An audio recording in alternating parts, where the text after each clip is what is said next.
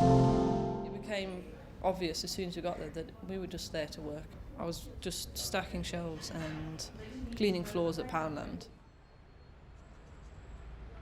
In a unanimous decision, 3 judges from the Court of Appeal have today ruled that the regulations under which most of the government's back-to-work schemes have been created are unlawful and must be quashed. It felt like we were being used as free labour.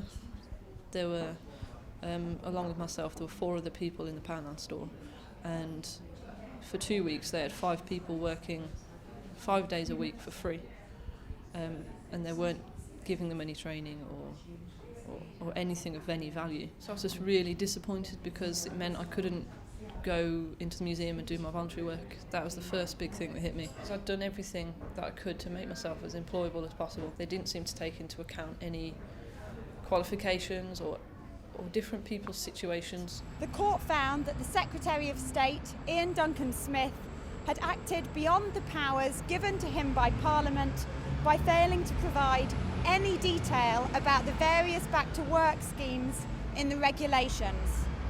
The result is that over the past 2 years, the government has unlawfully required tens of thousands of unemployed people to work without pay and unlawfully stripped thousands more of their subsistence benefits. Everybody wants to get the unemployed into employment. That's the one goal everybody's got in common. But when we just thought, well, that's not helped me in any way, I kind of thought something needs to be done about this. I know that sounds a bit superhero-y, but it needs to be challenged. The effect of the judgment is that all those people who have been stripped of their benefits under the affected scheme have a right to claim their money back.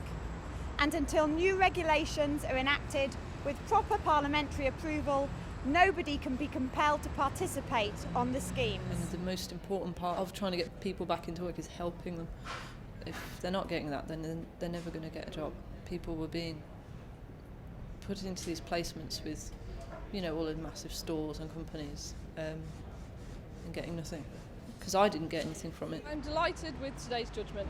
I brought this case because I knew it was wrong when I was prevented from doing my voluntary work in a museum and forced to work in Poundland for free for 2 weeks. I don't think I'm above working in shops like Poundland.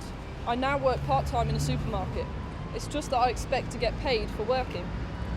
I hope the government will now take this opportunity to rethink its strategy and do something which actually builds on unemployed people's skills and tackles the causes of long-term unemployment. I agree we need to get people back to work, but the best way of doing that is by helping them, not punishing them.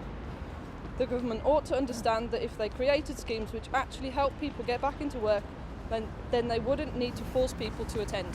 Thank you. I never thought it would get this big. It's overwhelming, but I think it can only be a good thing that people are actually paying attention and taking notice of what's happening. People with jobs are always going to think that people without jobs aren't trying or don't want to work. Until you're in the position yourself where you can't get any form of work, you don't know what it's like, and it's just really difficult.